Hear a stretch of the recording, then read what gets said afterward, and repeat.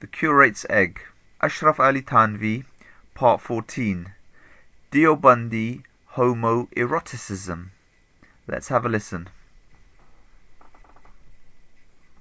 He overpowered his shame by the power of love and by struggling against this shame so that he was able to partake in this act. What is the meaning of this action? And why has this action been mentioned in your books? In Hikayat Awliya, astaghfirullah, are these stories of awliya, Muslim saints? Rather, these are shameless acts. What would Abdul Halim Deobandi say regarding this? Oh Abdul Halim, you had many issues regarding the statement in the Sharh of Zurqani when it mentions وَيُضَاجِعُ أَزْوَاجَهُ وَيَسْتَمْتِعُ بِهِنَّ.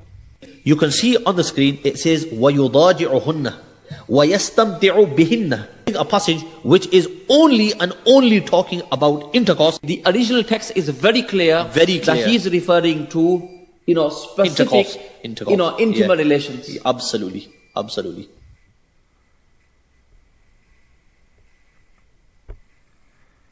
Here we have much discussion about physical relations.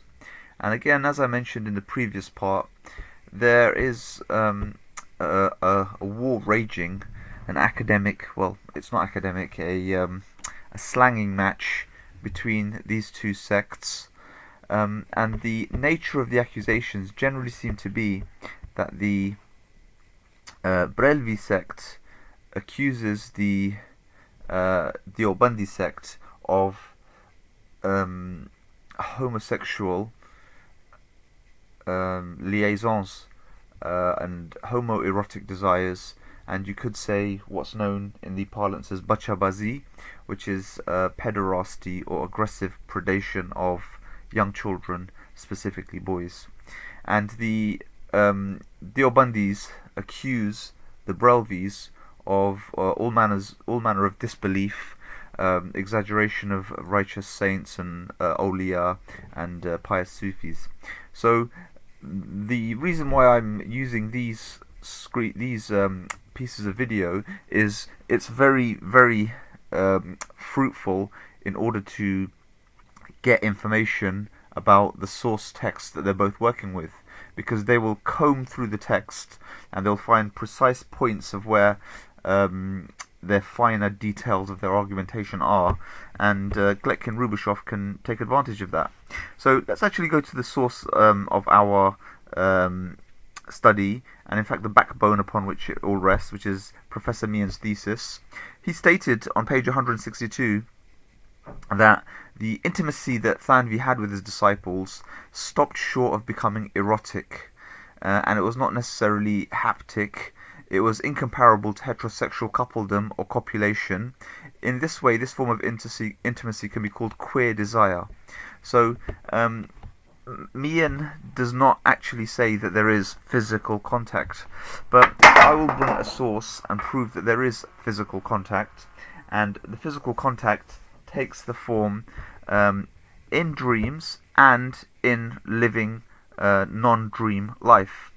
Another source that I'll bring here, and I've mentioned this before, I'm just mentioning it in passing just to reiterate the point, is that Thanvi's disciples had a constant craving for the divine, extramarital heterosexual desire, homoerotic desire for youths, among other species of fantasy. And we also have rare letters mentioned on page 153. Thanvi's epistolary archive also documented rare letters in which disciples revealed their homoerotic tendencies. So like I said right at the beginning of this series, if you to understand Deobandism, you have to understand homoerotic desire. It's something that's almost unique to them. Thanvi writes about it. It's available in the archive, and today I'll actually give you a link directly to the source.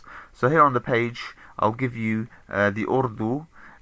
It's translated quite well word for word by the speaker that I mentioned at the beginning, whose links to his video is actually present in the description of this video. And I'll give you the cover, and I'll give you my translation of it. So, well, it's not my translation, it's a translation that was done, and I accept this translation. So, dreams, when there's homoeroticism present in dreams, this is something that the Deobandi sect is quite common for having descriptions of same-sex marriage and the enjoyment of both members of that marriage when they are married. They enjoy one another, basically like a man and a woman would enjoy each other. So you could pass that off and say that's okay, that's in a dream state. It also happens in physical living life, and the screenshot I gave of the Urdu, you could translate it basically as Gangohi, who's a luminary of the Deoband, said in a loving tone to Qasim Nanotvi, "Lie down here." And in homosexual terminology, you have someone who's the one who's on top and the one who's on the bottom. The bottom is usually the submissive one. So in this case, Gangohi is the dominant, and the bottom, the submissive, is Nanotvi. Nanotvi left out of shame. So this, in this sort of environment, it's a shameful thing. So Nanotvi actually has some shame. Qasim Nanotvi then, out of extreme courtesy, laid down on the bed. Gangohi likewise laid down next to him on the bed and placed his hand on his chest, like how a true lover comforts his heart. Nanotvi immediately said, "What are you doing? What will people say?" Gangohi replied, "People will talk, let them talk." So, can you imagine what would have happened if this was not in a public gathering amongst students, in a public place, if it was in a private place? What else would have happened? What else would have occurred if they didn't have the scrutiny and the critical eye of those who were around them? Okay, we have this instant as well, where Ibrahim Musa, who is a modern day famous Islamic religious speaker, he actually gives his experience in a madrasa. He said, this was in the 1970s in South Africa. He travelled from South Africa to India. He said, "As I adjusted to my new life, I also learned that my naive views about madrasas were not immune to contradiction. Puritanism reigned and sex was taboo. I recall one evening in Bangalore when a Cuban student raised the alarm in the dorms, claiming that he had caught 2 Indian students in a homosexual embrace in the bathroom." I was scandalized, and this is just an example of this homosexual reality that occurs in these sorts of Deobandi madrasas. It's a common thing. It's a commonplace thing.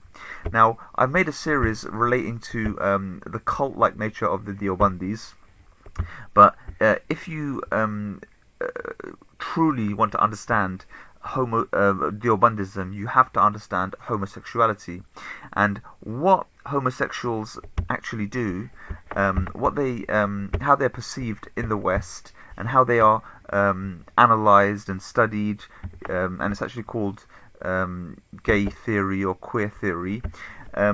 Homosexuality is perceived as a threat to the individual. So the idea that you or you're someone that you know may be homosexuality is also perceived as a threat to others. So and unfortunately, the next series is going to be about paedophilia. So I'm actually sort of falling into this trap itself, but I'm linking homosexuals, sequentially at least, to child molestation, rape and violence. And 3, homosexuality as a threat to the community and other components of culture.